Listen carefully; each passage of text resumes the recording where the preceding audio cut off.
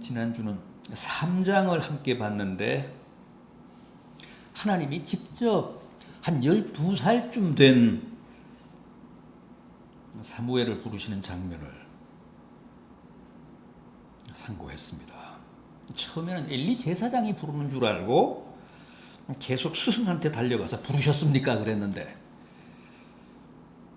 네 번째는 비로소 말씀하옵소서 주의 종이 듣겠나이다. 그러면서 하나님의 말씀을 난생 처음 받았는데 하나님이 그때 사무엘에게 뭐라고 하셨습니까? 내가 맹세한 대로 엘리의 집을 심판하겠다.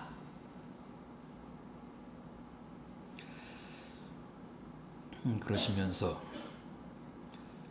3장 13절 하반절을 보면 그가 자기의 아들들이 저주를 자청하되 금하지 아니하였기 때문이라고 하셨습니다. 자, 그리고 나서 이제 오늘 제 4장으로 넘어왔는데 우리가 함께 본 4장 1절을 보십시오. 이스라엘은 나가서 블레셋 사람들과 싸우려고 에벤에셀 곁에 진치고 블레셋 사람들은 아벡에 진쳤더니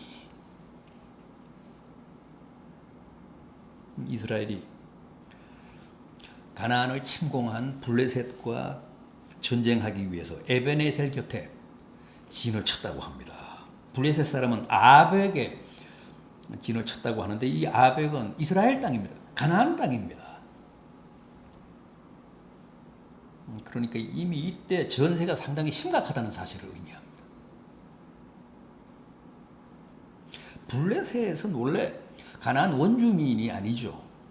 가나안 땅에 살다가 이스라엘에게 쫓겨난 가나안 원주민이 아니고 처음부터 가나안 남부 해변에 살았던 사람들입니다. 지중해 해안에 살았던 도시국가, 지중해 해안에 한 5개 정도의 도시가 있었는데 그 도시들이 하나의 국가 연맹을 결성을 했습니다. 도시들이 뭉쳐서 5개의 도시들이 뭉쳐서 하나의 국가를 형성한 겁니다. 그러면서 영토 확장을 꾀하기 위해 이스라엘과도 계속 대립 관계에 있었습니다.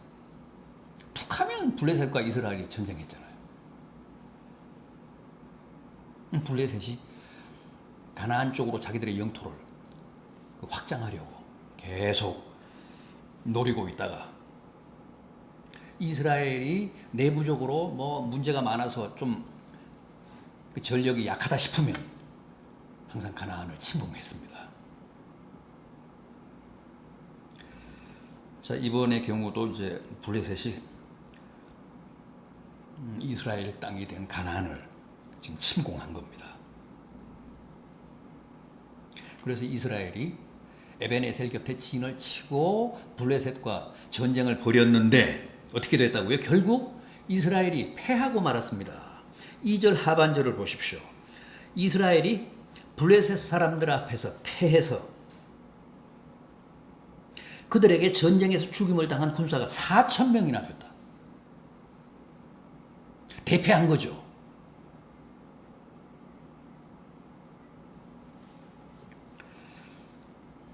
블레셋과의 1차전을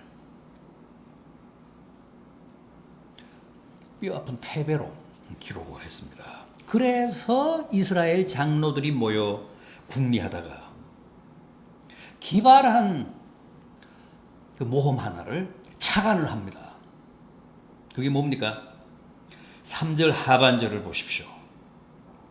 여호와의 언약궤를 실로에서 우리에게로 가져다가 우리 중에 있게 하여 그것으로 우리를 우리의 원수들의 손에서 구원하게 하자.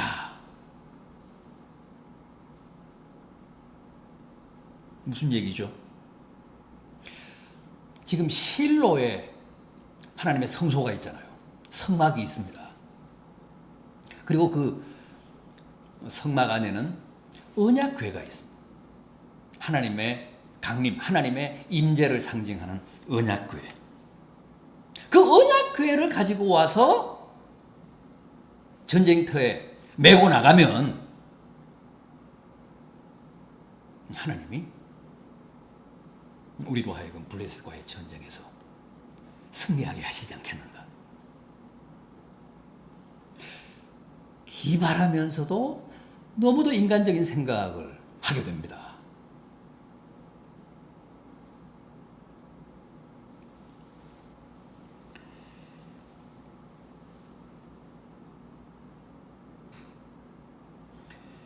음, 3절 상반절을 다시 한번 보십시오.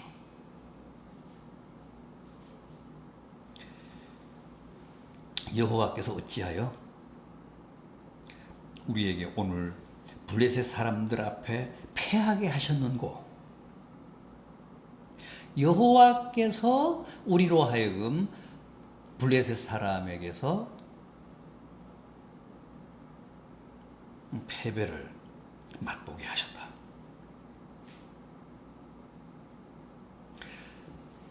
전쟁은 하나님 손에 달렸죠. 적어도 이스라엘은 그렇게 이해를 했는데 뭐 그것까지는 좋습니다. 그것까지는 맞습니다. 성경에 의하면 전쟁은 철저하게 하나님 손에 그 성패가 달렸습니다. 군사력이나 작전에 달린 게 아닙니다. 궁극적으로는 하나님 손에 달렸습니다. 이스라엘 장로들이 그 점은 정확하게 알고 있었습니다. 오늘 어떻게 해서 여호와께서 우리로 하여금 블레셋과의 전쟁에서 패하게 하셨는고. 그러나 그 패전에 대한 처방은 전혀 엉뚱했다는 거죠.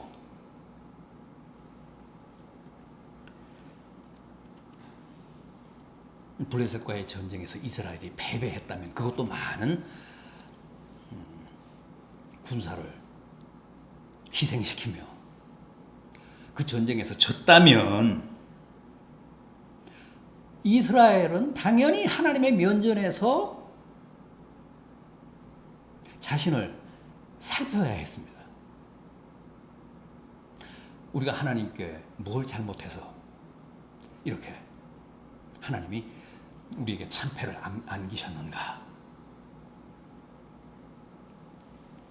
무엇 때문에 하나님이 전쟁을 통해서 이렇게 뼈아픈 징계를 내리셨는가?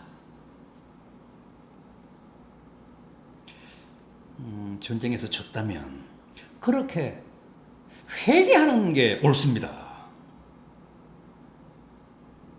그런데 그들은 회개할 생각은 하지 않고, 하나님 앞에서 자신들을 살필 생각은 하지 않고, 전쟁터에 하나님의 언약궤를 메고 나갈 생각만 했습니다.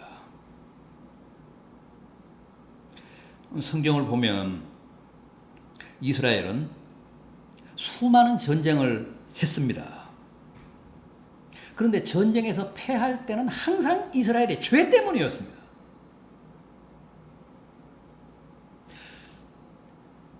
하나님 앞에서 범한 이스라엘의 허물 때문에 이스라엘이 전쟁에서 패했다는 사실을 우리는 성경을 통해 쉽게 확인할 수 있습니다. 전력 때문이 아니었습니다. 하나님의 말씀에 불순종하고 우상에게 절하고 하여간 반역하다가 항상 패전에 쓴 잔을 마셨습니다. 그런데도 보십시오. 장로들이 모여서 전쟁에 패한 원인을 분석하고 처방을 내렸다는 게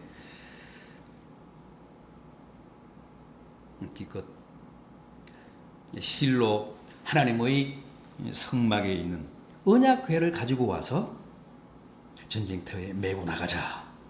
그러면 하나님이 틀림없이 그 전쟁을 도우사 우리로 하여금 블레셋을 물리치고 전쟁에서 승리하게 하실 것이다. 언약궤를 메고 나간다는 것은 하나님을 직접 모시고 나간다는 뜻입니다.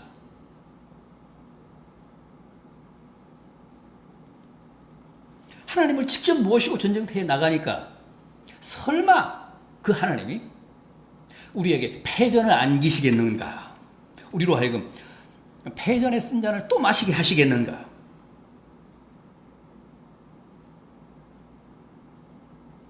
그러나 그것은 결코 올바른 선택이 아니었습니다. 이스라엘 장로들의 그런 결정에 의해서 정말 실로에 있는 하나님의 언약궤를 메고 왔습니다. 그리고 그 언약궤를 가지고 전쟁에 나갔습니다. 그런데 어떻게 했습니까? 어떻게 됐습니까? 1차전보다 더 결과가 참혹했습니다. 본문 10절을 보십시오. 블레셋 사람들이 쳤더니 이스라엘이 패하여 각기 장막으로 도망하였고 사륙이 심히 커서 이스라엘 보병에 엎드러진 자가 3만 명이었다. 3만 명. 1차전에는 4천 명이 전사했는데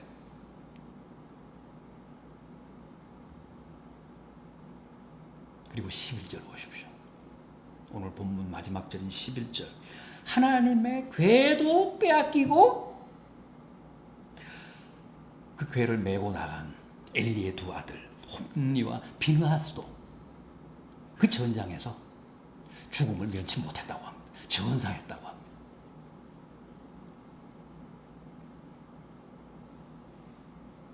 이스라엘 군대가 완전히 박살이 났습니다. 그보다 더 큰 불행은 하나님의 언약궤를 빼앗겼다는 겁니다. 하나님의 언약궤가 적의 포로가 됐습니다. 하나님이 포로가 됐습니다. 블레셋은 그 언약궤를 가지고 가서 어떻게 했습니까? 자기들의 신인 다곤 신전에 그 법궤를, 그 언약궤를 감금했습니다.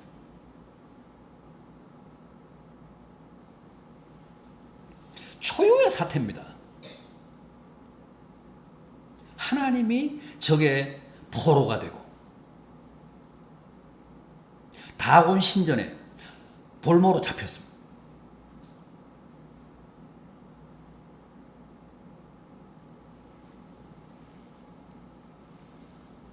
풍비박산입니다. 그야말로.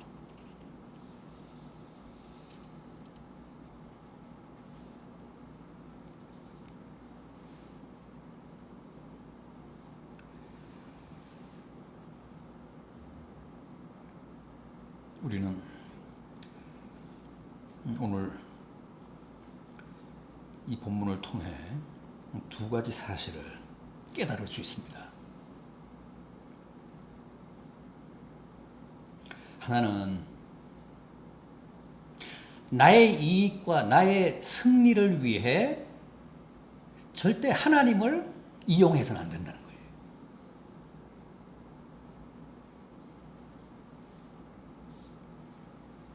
이스라엘 장로들이 전쟁터에 하나님의 언약궤를 가지고 나가기로 결정한 것은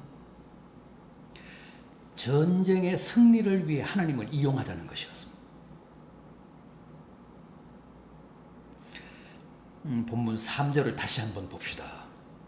백성이 진영으로 돌아오매 이스라엘 장로들이 이르되 여호와께서 어찌하여 우리에게 오늘 블레셋 사람들 앞에 패하게 하셨는고 여호와의 언약궤를 실로에서 우리에게로 가져다가 우리 중에 있게 하여 그것으로 우리를 우리 원수들의 손에서 구원하게 하자. 여러분 이 3절에서 가장 많이 나오는 단어가 뭡니까? 우리입니다. 우리. 하나님의 언약궤를 왜 가져오겠다고요? 순전히 우리를 위해서. 오로지 우리를 위해 언약궤를 실로에서 가져와 우리 중에 있게 하여 그 언약궤가 우리를 원수들의 손에서 구원하게 하자. 오늘 본문 어디에도 하나님이 무엇을 원하시는지, 하나님이 우리의 이런 결정에 대해 어떻게 생각하시는지, 하나님의 뜻을 묻고 하나님의 뜻을 고민하고 하나님의 뜻을 위한 배려 같은 것은 전혀 없고 오직 우리뿐입니다. 우리의 유익과 우리의 승리와 우리의 구원을 위해 하나님의 언약궤를 가져와서 우리 이용하자 최대한.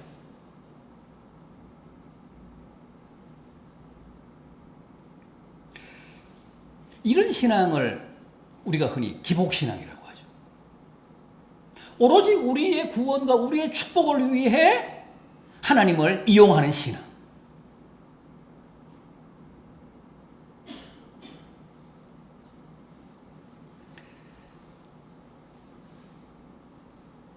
제가 늘 말씀드립니다마는 기복신앙에는 하나님이 누구신지, 하나님이 뭘 바라시는지, 하나님이 뭘 가장 좋아하시는지,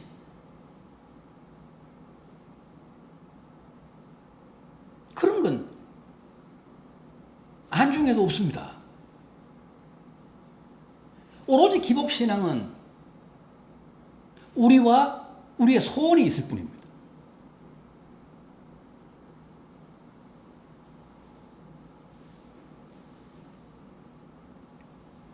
하나님보다는 우리가 최우선입니다.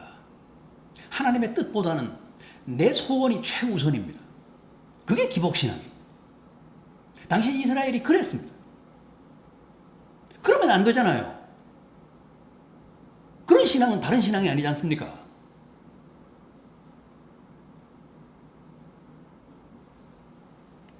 우리는 우리보다도 하나님이 먼저입니다. 우리의 소원보다도 하나님의 뜻이 최우선입니다.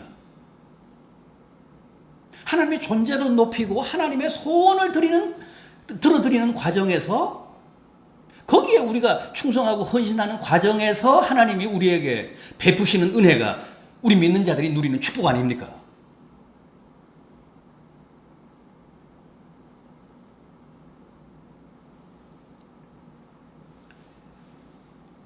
그런데 당시 이스라엘은 자신들의 축복을 위해서, 자신들의 구원을 위해서, 자신들의 승리를 위해서 하나님을 끌어왔습니다.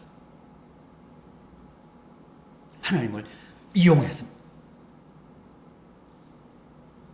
그런 신앙이 옳지 않다는 게 백일하에 확인이 된 겁니다. 그 전쟁에서 패했으니까. 그 선택이 옳았다면 크게 전쟁을 승리로 이끌었어야죠. 하나님이 거기 협조하시지 않았다는 거예요. 오히려 참패를 안기셨다는 거예요. 그 선택이 옳은 게 아니었다는 뜻입니다. 하나님을 그렇게 믿으면 안 된다는 뜻입니다. 극단적으로 말하면 오히려 하나님의 목적, 하나님의 뜻에 우리가 이용을 당해야 됩니다. 하나님의 소원에 우리가 복무를 해야 됩니다. 희생하고 헌신해야 됩니다. 그 과정에서 하나님이 우리에게 은혜를 베푸시는 게 우리 믿는 자들이 누리는 축복입니다.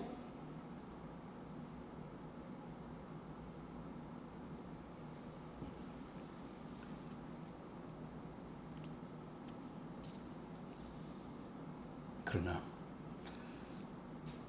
당시 이스라엘은 철저하게 자신들의 승리를 위해 하나님을 이용하려 들었기 때문에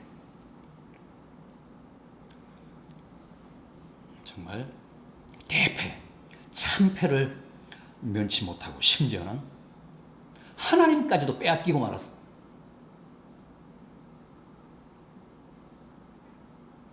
기복신앙의 최후입니다.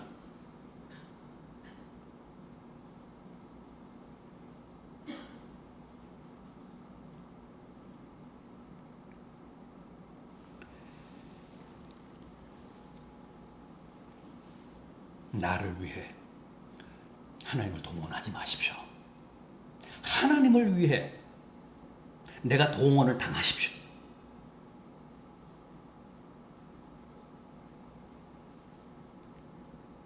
내 소원을 이루기 위해 하나님이 희생하시기를 바라지 마십시오. 하나님의 뜻을 이루기 위해 내가 희생하고 내가 헌신해야 됩니다. 그러면 하나님이 내게 보상을 하십니다. 그게 진정한 축복입니다.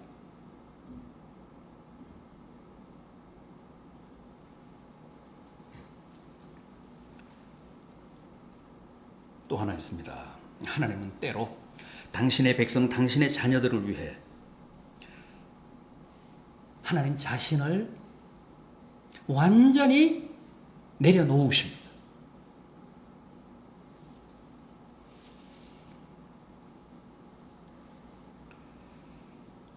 우리는 그렇게 생각할 수 있습니다.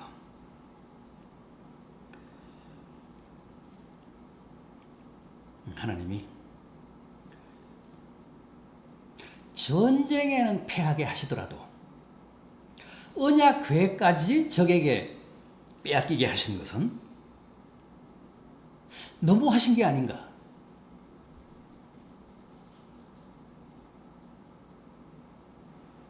어떤 의미에서 그것은 단순한 이스라엘의 패배가 아니라 하나님의 패배잖아요.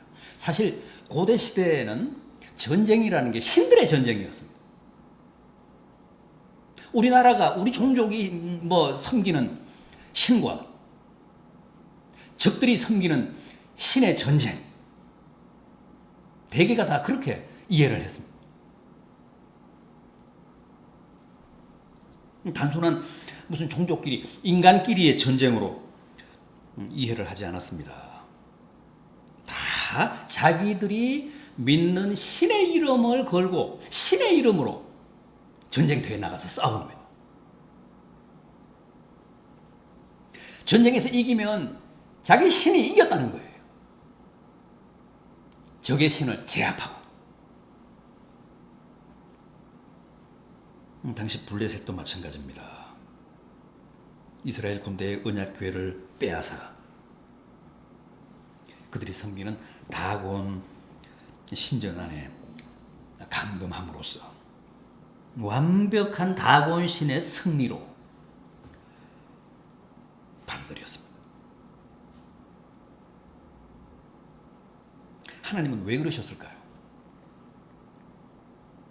하나님은 얼마든지 그런 극단적인 비극과 사태를 사전에 막으실 수 있었는데 왜 그렇게 하시지 않았을까요? 사실 나중에는 그 언약궤가 스스로 이스라엘로 오잖아요.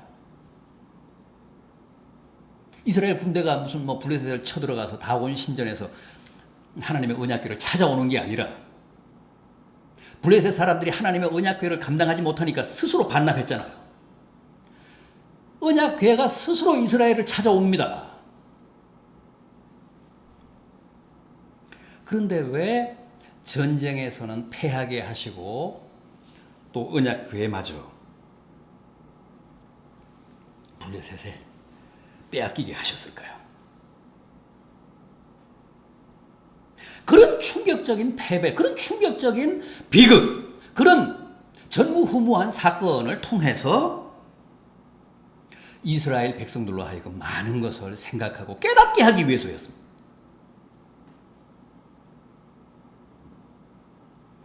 하나님은 당신의 백성, 당신의 자녀들을 위해서라면 뭐든 다 하십니다. 자기의 모든 것을 다 내려놓으실 수 있는 분이십니다. 아니, 당신의 독생자도 십자가에 다신 분 아닙니까, 하나님이? 당신의 백성을 위해서, 당신의 자녀들을 위해서.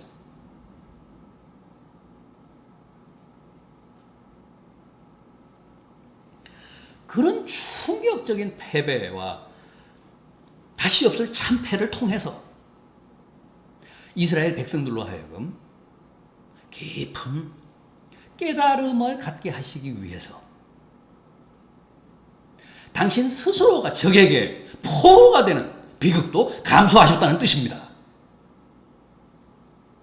완전히 자신을 비우고 완전히 바닥으로 스스로 내려앉으셨습니다. 얼마든지 미연의 그런 비극을 막으실 수도 있었지만 그렇게 하시지 않았습니다.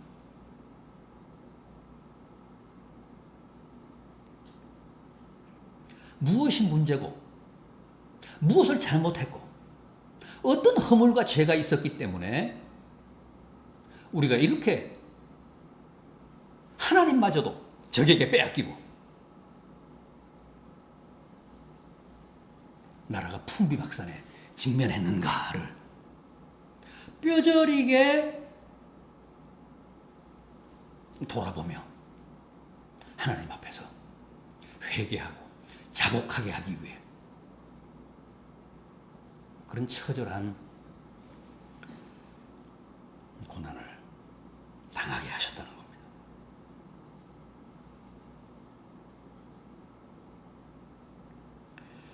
하나님은 기꺼이 그렇게 하십니다. 그래야 될 필요가 있다고 판단하시면 자신을 완전히 내려놓고 완전히 비우고 스스로가 적에게 포로가 되시면서까지 이스라엘 백성들이 다시 한번 스스로 자신들을 돌아보게 하십니다. 그렇게 하지 않고서는 새 출발이 안 되니까.